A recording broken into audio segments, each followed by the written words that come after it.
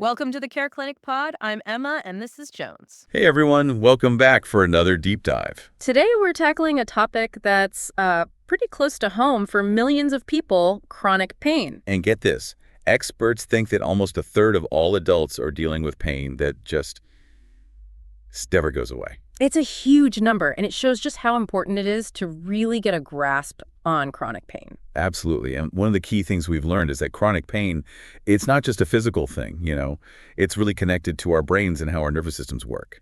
Which leads us to the fascinating and often misunderstood world of central sensitization. Okay. Central sensitization. That sounds kind of complicated. Can you break that down for us? Like, what exactly are we talking about? Imagine, your pain nerves are like a microphone. Yeah. They're always picking up feelings from your body and sending those messages to your brain. Okay, I get that. Now, imagine someone takes that microphone and just cranks the volume way up. Ouch. Yeah, that's not going to feel good. You got it. That's basically what happens with central sensitization. The brain's volume knob for pain, it gets turned up. It makes those signals way stronger so you feel pain more easily, even if you don't have a new injury. So it's not that you're just being sensitive. It's like your brain is actually processing pain differently. That's it. And this can happen for all sorts of reasons. Old injuries, chronic stuff like arthritis or fibromyalgia, even things like stress and anxiety. So how do you know if this is something that, you might have? Are there any red flags? Well, if you have pain that sticks around for weeks, months, that's a big one. But it's not always about how bad the pain is. It's more about how long it lasts and how much it impacts your life. So even if it's not super sharp or terrible pain, if it's just always there in the background, that could be a sign. Exactly. You might also feel more sensitive to touch or pressure than you used to. Like even a light hug feels uncomfortable. That's it. Or you might notice the pain feels like it's spreading or moving around. Not stuck in one spot, like it's got a mind of its own. Exactly. And here's the thing. It's not just how you physically feel. Central sensitization. It impacts your energy, your mood, even your sleep. It's like this domino effect. One thing leads to another, and then boom, your whole system is out of whack. Precisely. You might feel constantly wiped out, like the fatigue never ends, have trouble sleeping well, or just, feeling more on edge, down, more than usual. So it's not just the pain itself. It's this whole bunch of symptoms that can really mess with your life. Absolutely. And that's why it's so important to recognize the signs. You got to advocate for yourself if you think this might be what's going on. The good news is, even though it's complex, central sensitization isn't a life sentence. If you've got the right approach, you can actually retrain your brain. You can take control over your pain again. That is incredibly empowering. So let's talk solutions. What can people actually do about this? Well, the first thing, you got to get a proper diagnosis. If you've got pain that just won't go away, go talk to your doctor. They can make sure it's not something else and see if central sensitization is part of it. And once you have a diagnosis, what are some of the ways you can treat it? Well, the good news is there are a ton of options. And it doesn't have to be all about taking pills all the time, although meds can play a role. Right. It's about finding what works for you. Your needs are going to be different from someone else's. Exactly. You got to work with your healthcare team, come up with a plan together. It might include things like physical therapy that can help retrain those pathways for pain. So it's not just about masking the pain. You're trying to get at the root of the problem in your nervous system. Precisely. Physical therapy, it can help you get stronger, more flexible, improve your range of motion. That can actually reduce the pain signals going to the brain. Now, another approach that a lot of people don't think about is cognitive behavioral therapy, or CBT. CBT for pain. Okay, tell me more about that. Yeah. CBT can be a game changer when it comes to learning how to reframe those negative thought patterns, and to develop better ways of coping, specifically with pain. It's like rewiring your brain so it responds to those pain signals differently. You got it. CBT, it can help you challenge those thoughts, those really negative ones, like this pain will never end, or I can't do anything because I hurt. We've all been there. Oh, tell me about it. Right. And by challenging those thoughts, replacing them with more balanced ones, you can actually lessen the emotional distress around the pain. And when that happens, it can actually reduce the pain itself. That's incredible. So it's not just about thinking happy thoughts or whatever. It's changing how your brain actually interprets and reacts to pain. Exactly. Now, another really powerful tool for central sensitization is mindfulness. Mindfulness. Okay, I hear that word everywhere. What is it and how does it help with pain? It's about being present, paying attention to right now without judgment. That's harder than it sounds, right? It definitely takes practice. But here's the thing. When you're hurting, it's easy to get stuck, worrying about the future, dwelling on the past. Oh, yeah. What if this never goes away? Mm. What if I can't do the things I love? Your brain goes into overdrive. It's true. And that kind of mental chatter just makes the pain worse. Mindfulness, it helps us break free from that. Instead of getting swept up, we just observe our thoughts, our feelings. So you're acknowledging the pain, but you're not letting it take over. Exactly. And there are lots of ways to practice this. Meditation, yoga, even just taking a few minutes to focus on your breath can make a big difference. And by calming your mind, you're also calming down your nervous system, which then reduces those pain signals, right? You got it. It's like hitting the reset button on your whole system. I love that. Okay, so we've got physical therapy, CBT, mindfulness, all really great options. What else should our listeners know about? Well, we've been talking about retraining the brain, the body. But what about the gut? The gut. Now that's interesting. Okay, I'm all ears. What's the connection? I'm sure you've heard of the gut-brain axis, right? Yeah, it rings a bell. It's like this communication highway between your gut and your brain. And it turns out that what's going on in your gut can actually change how your brain deals with those pain signals. So it's not just like a gut feeling kind of thing. Our guts are actually sending messages to our brains about pain. You got it. And when your gut's not happy, like if the balance of bacteria is off, it can actually make inflammation worse all over your body, including in your nervous system. And inflammation, that's like public enemy number one when it comes to pain triggers. You right? know it. So one way to try to manage central sensitization is to actually focus on healing your gut. That makes a lot of sense. Okay, so what's the best way to do that? Diet's a big one. Eating to fight inflammation, that can be huge. It's like that Mediterranean diet we're always hearing about. Exactly. Lots of fruits, veggies, whole grains. Those are your heavy hitters when it comes to fighting inflammation. And then there are probiotics. Those are like the good bacteria, They can help get your gut back in balance. Probiotics, right. Yeah, I try to have those pretty regularly. Good. And there's good reason. Some research has shown that probiotics, they might actually help with symptoms from things like fibromyalgia, which is often linked to central sensitization. Wow. So taking care of our gut, it's a win-win, right? Yeah. Better digestion and potentially less pain. You got it. It's pretty amazing how connected everything in our bodies really is. But diet's just one part of the puzzle here. Okay, so what else can we do to get a handle on central sensitization? Let's talk about pacing and managing your energy for a minute. Yes.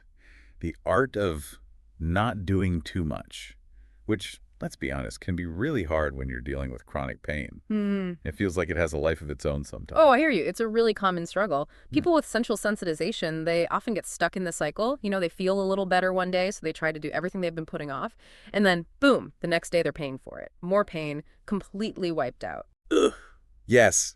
I know that cycle all too well. It's like my body's way of saying, hello, remember us, we're still here. You got it. And that's where pacing comes in. It's about learning to listen to your body, figuring out a rhythm for your activity levels that you can actually sustain. So instead of going from 0 to 60 and crashing, it's more about finding that steady pace, something you can maintain without triggering those flare-ups. You nailed it. And it's not even just physical stuff either, It's about managing your energy in all areas. That's a good point. So what are some ways to actually do that, to pace yourself when you've got chronic pain?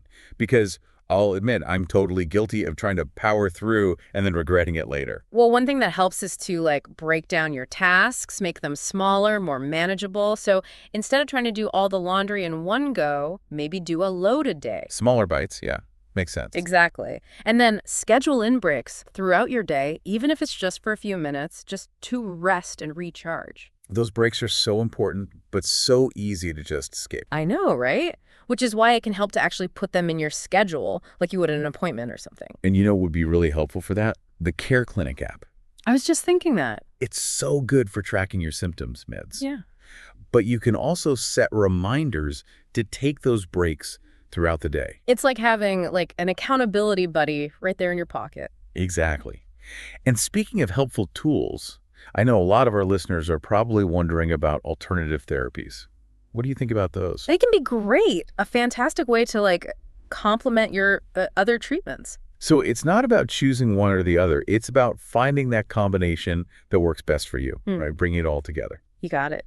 It's about building your own toolkit that really fits your needs. Now, one therapy that I find really interesting is thermal therapy. Thermal therapy. Okay, I like the sound of that. What is it exactly?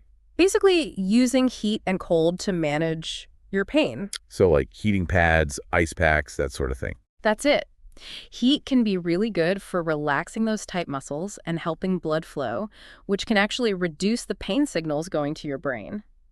And then you've got cold therapy, which is great for dealing with like immediate pain and inflammation. Yeah, I've definitely used both of those, but never thought of them as like actual therapy. Well, they can be. And sometimes alternating between the two, hot and cold, that can be even more effective. So a combo approach might be the way to go. It's worth trying, see what your body responds to.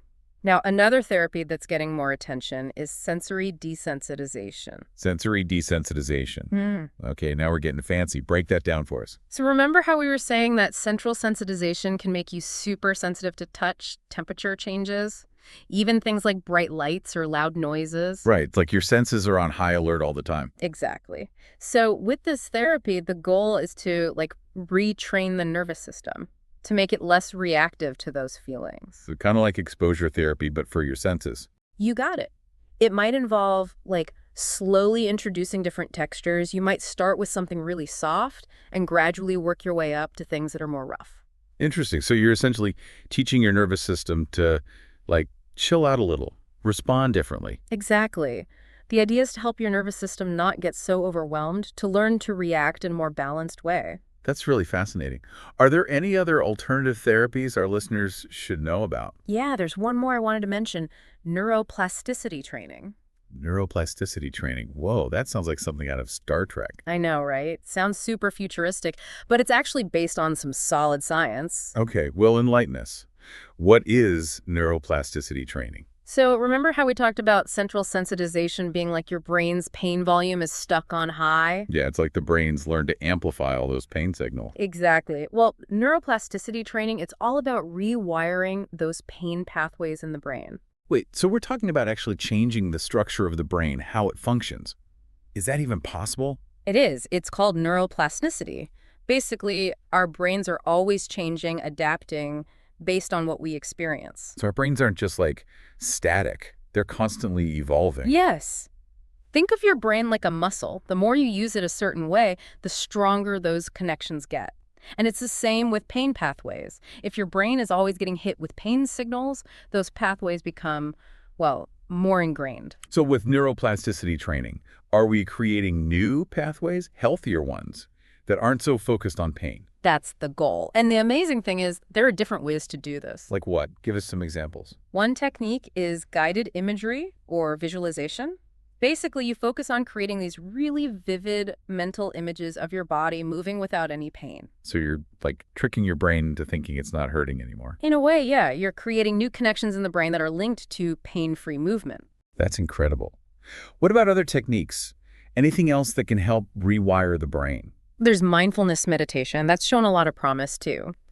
By calming the mind, focusing on the here and now, we can actually make the brain less likely to get stuck on those pain signals. So it's not just about relaxing, it's actually changing how the brain processes pain. Exactly. And then there's mirror therapy. This one is pretty wild, actually.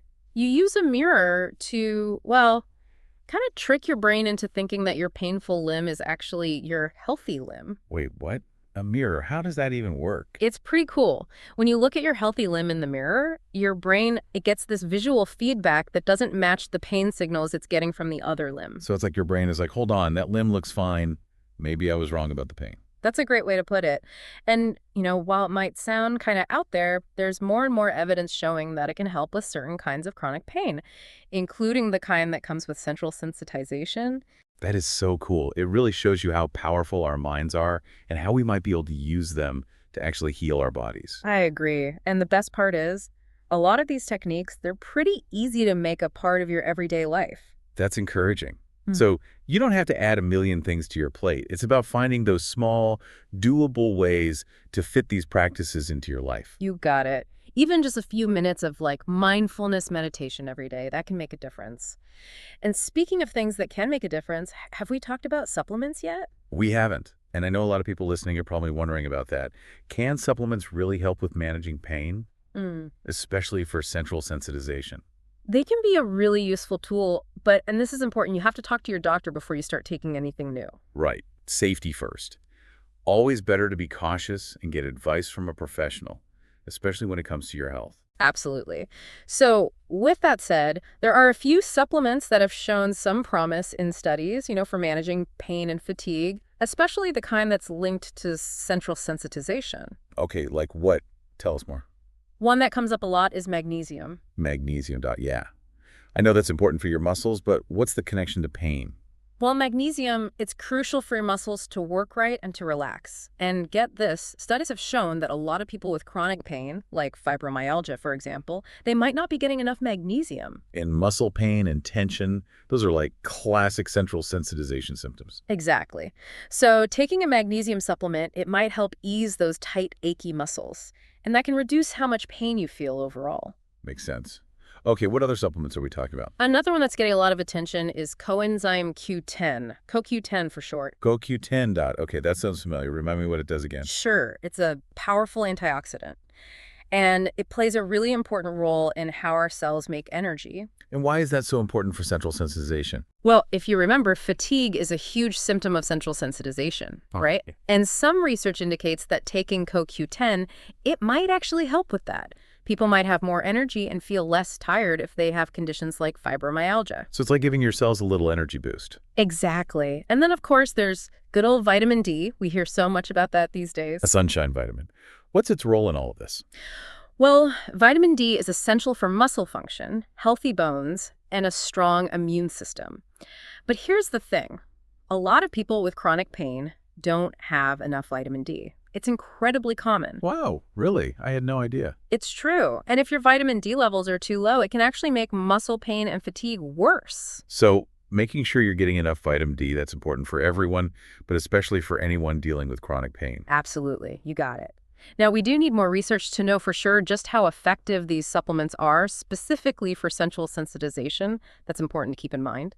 Right. It's not a magic bullet. No. And it goes back to what you said earlier. Always talk to your doctor before you start any new supplements. Exactly. They can help you figure out the right dosage, make sure there's no weird interactions with any medications you might be taking, that sort of thing. Speaking of things to talk to your doctor about, I wanted to ask about CBD oil and medical cannabis. Those are such hot topics these days. So many people are curious. What's the deal with those for central sensitization? They're hot topics for a reason.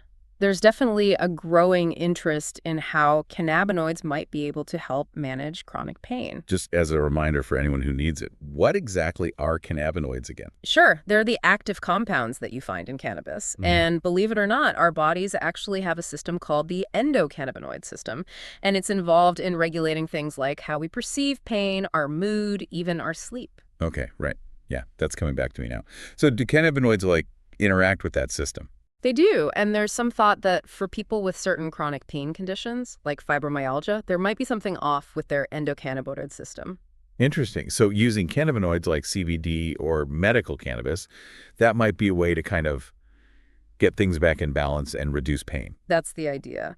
Now, it's really important to understand the difference between CBD oil and medical cannabis, though. They're not quite the same thing. Right, they're not interchangeable. Nope. CBD oil is extracted from hemp. That's a type of cannabis plant, but it only has very, very low levels of THC. And THC is the part that gets you high. Right. Exactly. So CBD oil, especially the kind from hemp, it's not going to have those psychoactive effects. A lot of people use it because of its potential therapeutic benefits, like reducing pain and anxiety. Okay, that makes sense. So what about medical cannabis then? That usually means products that do have higher levels of THC. And you typically need a doctor's prescription for those. They're usually for specific health conditions. Got it. So medical cannabis is more regulated. You need a prescription. CBD oil is easier to find, but the rules around it can be different depending on where you live. Exactly.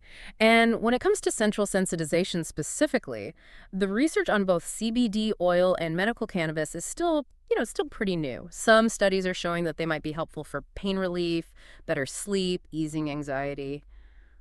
but we need more research for sure. Right. Like with anything else, it's best to be cautious, do your research, especially since the laws around CBD and cannabis can be all over the place. Absolutely. Definitely talk to your doctor if you're thinking about trying either one. They can help you make sure it's safe for you and talk to you about the potential benefits and risks. Great advice.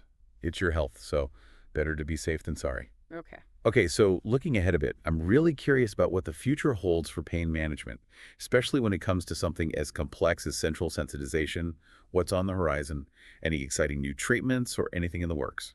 Oh, now this is where things get really interesting. Researchers are making some really awesome progress in understanding how chronic pain works, like the underlying mechanisms of it. And that's paving the way for new treatments that target the root of the problem, not just masking the symptoms. Now that's what I like to hear.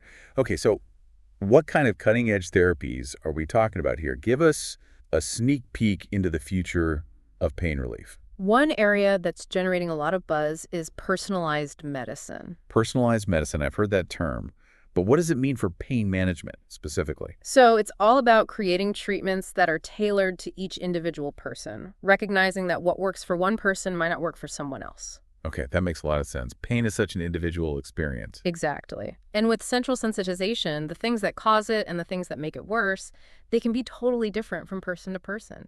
Personalized medicine, it's about figuring out those individual factors and then using that info to create a treatment plan that's just for you. So we're moving away from that one-size-fits-all model of pain management. Exactly. And that means looking at things like genetics, lifestyle factors, even things like environmental exposures. It's about putting together all those pieces of the puzzle to really understand someone's pain. That's amazing. So how close are we to actually using this personalized medicine to treat central sensitization?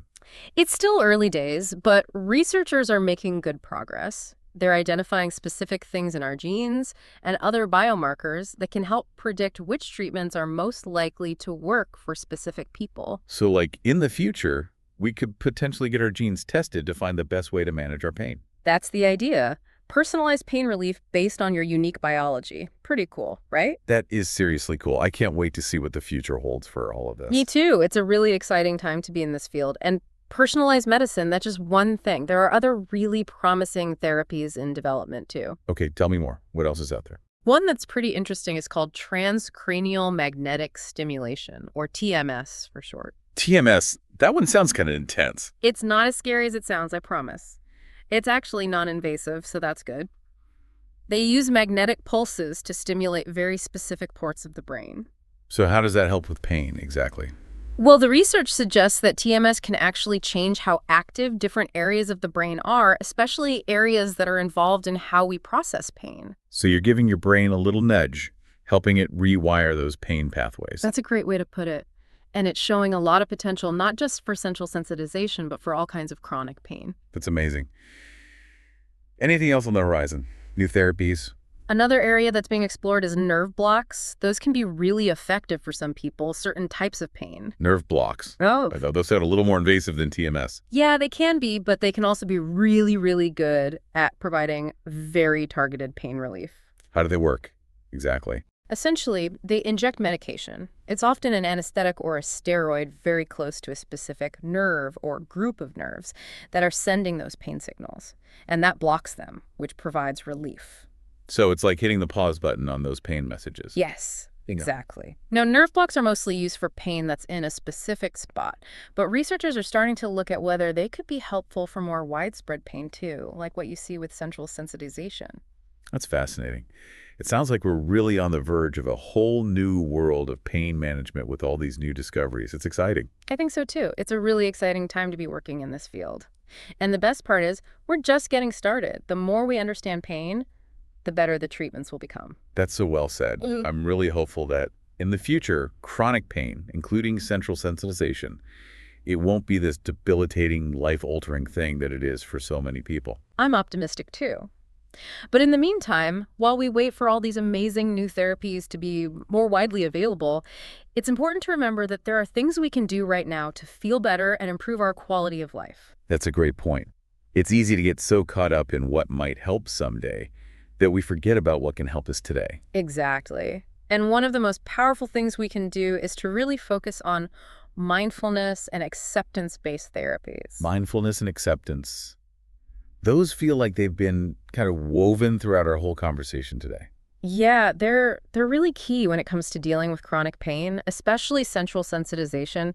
When you're living with pain day in and day out, it's so easy to fall into that trap of, I don't know, like fighting it, resisting it, just wishing it would go away. And that just makes it worse, doesn't it? That struggle. It really does. It's like trying to swim upstream, you know? Yeah. You're using so much energy, but you're not really getting anywhere. Mindfulness and acceptance, they offer a different way. It's about saying, okay, this pain is real, but not letting it like define you. Okay, so how do we actually do that? Go from fighting it to accepting it, especially when it really hurts. Mindfulness is a good place to start. It's about being present in this moment without judging. You notice the pain, yeah, those sensations and the thoughts and feelings that come up, but you don't get like swept away by them. It's about creating some space, Yeah. right, between you and the pain where you can see it without letting it take over your whole experience. Exactly. And in that space, that's where you can start to be kind to yourself, to realize, hey, it's okay that I'm struggling with this. It doesn't mean you're weak or broken. Self-compassion, so important, but we're often so hard on ourselves. It's true. We'd never talk to a friend the way we talk to ourselves sometimes. But when you can, be kind to yourself, it can be really powerful. And acceptance-based therapies, things like acceptance and commitment therapy or ACT, they take this even further. Oh, how so? So ACT, it encourages you to really think about your values, what really matters to you, and then to live your life in line with those values, even when you're in pain. So instead of putting all your energy into making the pain go away, which isn't always possible, you focus on living a good life despite the pain. Exactly. It's about recognizing that even though you have pain, you don't have to let it control everything. Your choices, your dreams, your life. That is so empowering. It's about taking back control. Yes. And the amazing thing is, these practices, these tools, mindfulness, self-compassion, acceptance, they're not just like things you either have or you don't. They're skills. And like any skill, you can get better with practice. And that's where resources like the CareClinic app can be so helpful, right? For sure.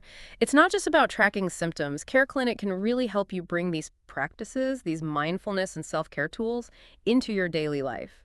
Like having a little pain management coach right there in your pocket.